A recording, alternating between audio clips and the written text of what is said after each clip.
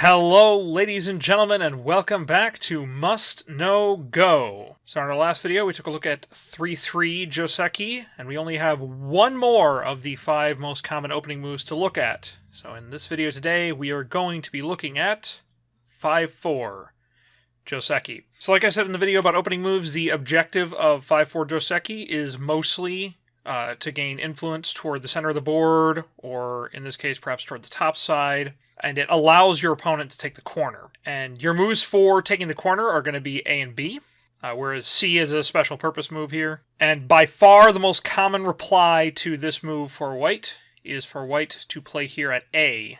This move also does not completely give away the right-hand side to black, whereas if white were to play the 3-3 stone, black can very easily take the right-hand side. So in general, the objective here for white is going to be to get something in the corner. But one of the things to consider in Joseki is how the board has changed since the game got going. Considering that the 5-4 is a stone with a very clear intention of trying to gain influence toward the outside, it is possible that before this approach move has occurred, that white has done something to make it so that way getting influence toward the top side or toward the center is less desirable, or perhaps black is just in a situation where black needs territory, not so much influence at the moment. And there are a couple of options that black has to try to make something somewhat territorial out of this stone. And the first one and most obvious one to look at is playing here, this attachment at R17. This move very clearly just is trying to take points in the corner, but it is an attachment, so white is going to now have the option to strengthen their stone. And this shape is very similar to the one that we looked at in the 3-4 Joseki video. And the reply for white is the same as in the 3-4. White wants to hane on the side away from black's other stone. And this move is looking to establish a base for white along the right-hand side of the board. It's also threatening an Atari at Q17, and black needs to fix that. So black will play here. And then white has a few different options here. By far the safest and simplest option is for white to play here at S15 with this tiger's mouth. This very clearly establishes an eye for white. It also makes it very easy for white to play some kind of an extension along the right-hand side. It offers no weaknesses for black to take advantage of. This move is not as popular anymore because it is rather slow. So nowadays you'll sometimes see players who do this. They make a 2-space extension from this here. And this opens up the possibility of weaknesses. The cut here does not work directly because white can just Atari black right into the wall. But there are some potential weaknesses. The most important one is actually that there's a weakness at S15 where white didn't play. But if you're looking to do something a bit faster and are comfortable with the possibility of giving up these 2 stones if things get complicated, then this is also an option. But if white plays simply here, the next thing for black to do, because again, the purpose of this stone originally was to develop something toward the right-hand side, and so you don't want to just completely forego that. So black is still going to want to get something out of this, and the easiest way to do that is to make an extension, and the only question there is how far of an extension should black make. And there are a number of options for that based on the way the rest of the board is. But in general, the principle is that from a 2-stone wall, you want to jump 3, and black can sort of treat this shape here as being like a 2-stone wall. So 1, 2, 3, black can play right here. And then from here, white being strong here means that white has options for how to make this group live. And if white's only objective was just to make sure that white got some piece of the corner, then this is pretty much mission accomplished. White can play elsewhere. If white does continue here, the most common way is actually for white to play here. And this then allows white to potentially develop something toward the right-hand side of the board. But like I said, white can tanuki from this. White can play away, and nothing particularly horrible will happen to white stones. So let's take a look at that again. Black plays a 5-4 stone, hoping to get something toward the right-hand side or possibly the center. White plays a 3-4 stone, hoping to get something in the corner, maybe hoping to get something on the right-hand side. Black has decided that it would be a good idea to try to get a claim in the corner, so black attaches, and then white, following the attachment, plays the hane to strengthen. Black backs off, white defends solidly, and then black makes a 3-point jump. And white now is free to play away or possibly play Q14, depending on the situation. So the other move I want to look at for this starts off the same way, where white goes here. But now, this is kind of a roundabout way, but black does want to get the corner. And one way that black can do that is actually by playing this attachment on the outside. This looks like it's a move that's trying to get something toward the right-hand side, and if white really wants to, white can insist on getting the corner here, but the result is not very good. So in general, what white does is the same as before. White hanes on the side away from black's stone, and black pulls back, just like before, only reversed. And then now here, it's very important white does not play S17 or R18 or anything over here to try to get the corner. White does not want the corner here. That would be a bad local result. So instead, white actually plays this hane here on the outside. And then now there's a principle here in Go. The principle is cut on the side that you do not want. So since black's goal of playing this stone was to get the corner, black wants to cut on the side that black does not want, which is actually here at S14. This will cause white to play this Atari to capture the stone. Black then plays here, another Atari, and then white takes, and then black plays here, effectively capturing the R16 stone. And black now has the corner, and white has a Ponuki on the outside. Then from here, usually white wants to play this extension, and the reason for this is so that black doesn't get to play Q14 later on. And then, depending on the rest of the board, if black wants to have the option of developing something toward the top side, or if black already has some kind of development on the top side, the move to ensure development toward the top side of the board for black is for black to play here at this shape point at O15 to deny white the ability to play there later. And the reason that that's important is that if black plays away and white plays here, there's not a great way for black to cut this stone off, because if black just tries to cut it off directly, this move is actually an Atari against these two stones. And then if white has this ladder, black stone is now dead. The only other way is to play something like this, which is just ugly shape in general, and doesn't really lend itself to anything good. So let's take a look at that again. Black plays a 5-4 stone, hoping to get something toward the top or toward the center. White plays at the 3-4 point, hoping possibly to get the corner, maybe something toward the right. Black plays on the outside, actually hoping to get the corner. White hanes, black pulls back. Then white wraps around on the outside. Black cuts on the side that black does not want. White Ataris, black Ataris, white captures, black captures. And then generally, white plays up. And if black wants to, black can play at this shape point to help get something toward the top side of the board.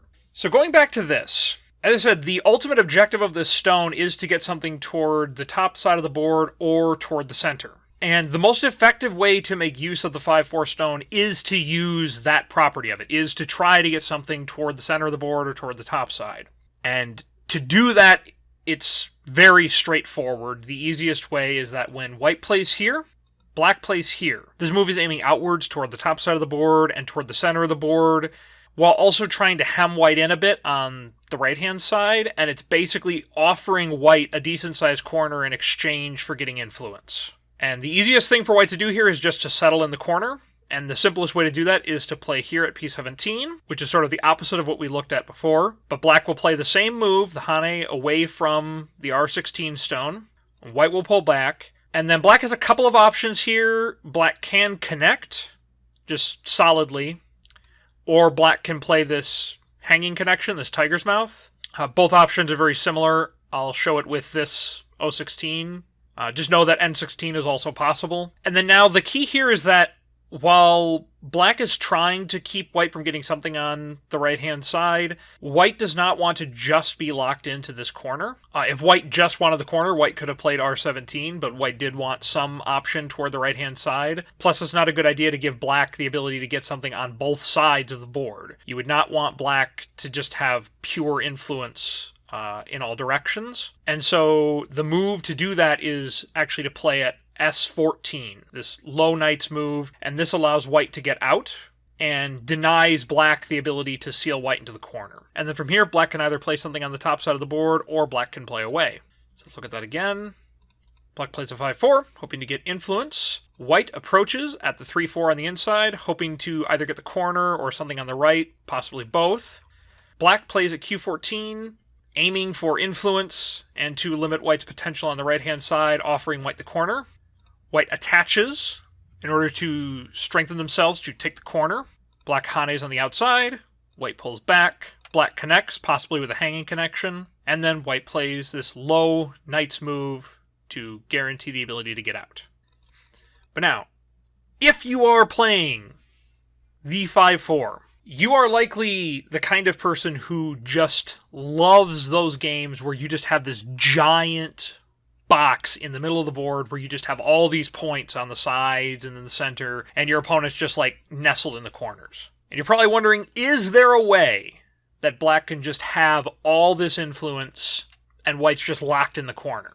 And there is a way. All it will cost you is Sente, but there is in fact a Joseki, and it is actually my personal favorite Joseki. And bonus, it even comes with the possibility of your opponent making horrible mistakes and you basically tricking them to their death. And it's very important you need to know this Joseki because your opponents may try to play it against you, and if you make the mistake and you die, it's very, very sad. But you will now know the secret and possibly get to play this. I will warn you that while it is a very interesting Joseki, it is not one to be played lightly in the sense that losing Sente is a big deal, and you're just getting a wall toward everywhere in the center and the sides, and you're not getting any territory at all. But that said, it is very fun. And you might think it was a little weird that I started off this video showing options for black to not use this for influence, but the reason for that is that I was saving this particular Joseki variation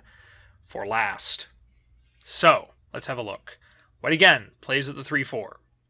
And black plays here, hoping to gain influence. But when white goes here, black insists on having pure influence with no option of white getting out on the right-hand side. And the way to do that is to bump here at q16. And normally this is a bad idea, because when white connects, this puts black into a hane at the head of 2 stones. So in the immediate area, this is actually not very good shape for black. Black's next move is to cut.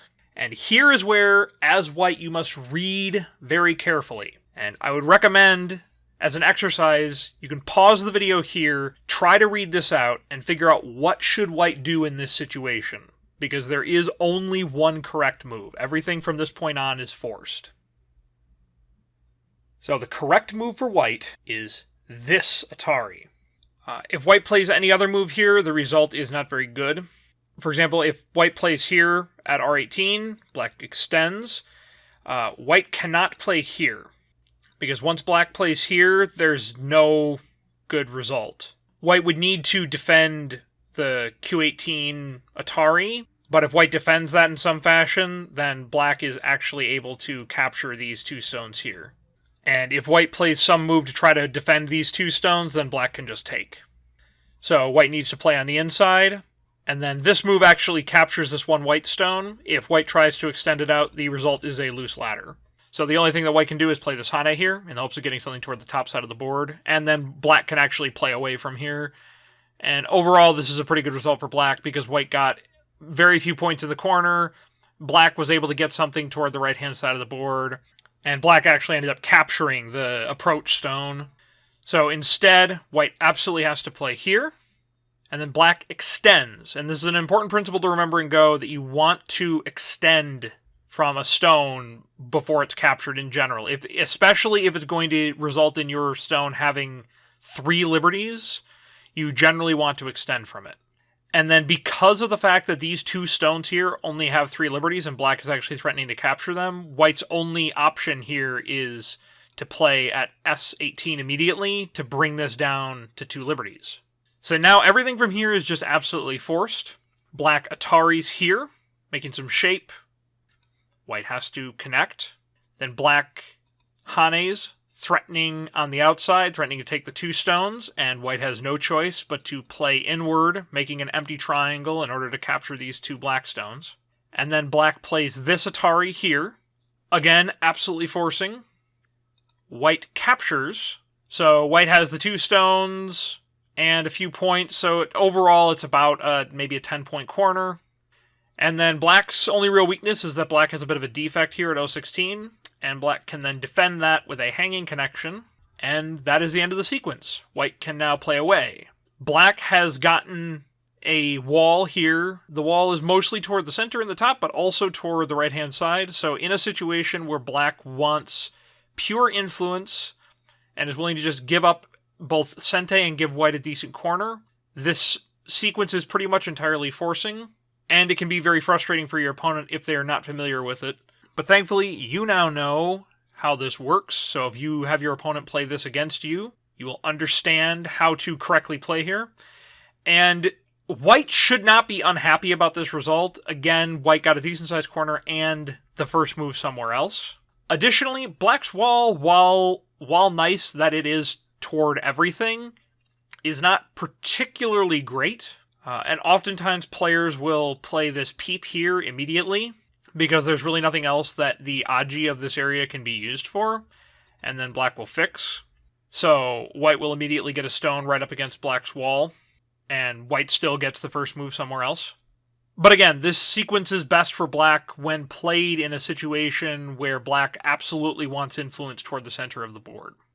So let's take a look at that again. Black plays a 5-4 stone, hoping to get influence toward the center or toward the top. White approaches at the 3-4, hoping to get the corner or possibly something toward the right-hand side of the board. Black plays at Q14, hoping to seal white into the corner. White attaches at P17 to get some strength to build something in the corner, and then black bumps. White plays the hane at the head of 2 stones, and then black cuts. White ataris underneath the stone, pushing it toward the 2 stones, not toward the 1 stone. And then black extends, making the sacrifice larger. White then cuts down on liberties by playing on the inside. And then black ataris, white connects.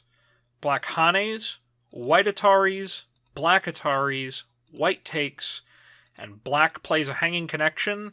This gives black a wall toward the outside and toward the top and toward the right, while giving white a decent-sized corner. And if white wants to, white can also immediately peep here, and then black connects, and white gets the first move somewhere else on the board. So, let's review. When black plays a 5-4 stone, the ultimate objective of it is mostly to gain influence toward the top side of the board, or possibly toward the center, allowing white to take the corner. By far, the most common approach move is the 3-4, where white is hoping to potentially get something in the corner, or potentially get something toward the right-hand side of the board. If black does want to get something in the corner, black can then play this attachment here at R17. White will then hane. Black backs off. White can then defend strongly, or play a bit faster. And then black will jump 3 from the 2-stone wall. White is then free to play elsewhere, or could potentially follow up at Q14. Another option for black, if black would like to get something more in the corner, is that black can attach on the outside. White will again play the hane, and black will again back off. This time, white does not want to simply defend. White actually wants to hane out, trying to get out and under black stones. Black will then cut on the side that black does not want. White then ataris to capture the stone. Black ataris, white captures, black captures, and then white can extend up to make something a bit larger while preventing black from keeping white down. And if black wants to make sure to have potential toward the top side of the board, black can play this hanging connection to defend against a shape weakness at 015. But if black wants to use the full power of the 5-4 stone to get influence, black can easily do that by playing at Q14. White then attaches on the inside, trying to get something in the corner. Black hanes, white pulls back, and then black connects, or possibly plays a hanging connection. And then white plays at S14 to make sure that white isn't sealed in. And finally, in my favorite Joseki of all, black plays here, hoping to get plenty of influence. White hopes to get the corner. Black bumps. White plays the hane at the head of 2 stones, and then black cuts. White makes sure to atari on the correct side, pushing black into the 2 stones. Black extends, making the sacrifice larger. White plays on the inside, and then black ataris, white connects, black hanes, white ataris, black ataris, white takes, and then black plays this hanging connection, which white may immediately peep at, and then black would defend. And then white is free to play elsewhere. So thank you very much for watching this episode of A Must Know Go. That does it for this first series. Going forward, I want to do a series of videos looking at some Joseki positions. Joseki is the go term for the overall whole board opening, and I want to show some of the more common Josekis and some things to consider when playing with them or against them. But for now, these should give you a good idea of how to handle situations in corners, and hopefully you've begun to recognize some of the common themes that show up time and time again in Joseki. Again, always remember that Joseki is never a mechanical process, but that's one of the things that makes Go so interesting. So thank you very much for watching. My name is Youngblade. I hope you've enjoyed this series. Stay tuned for a series on common Joseki, and I hope that you all will have a wonderful day.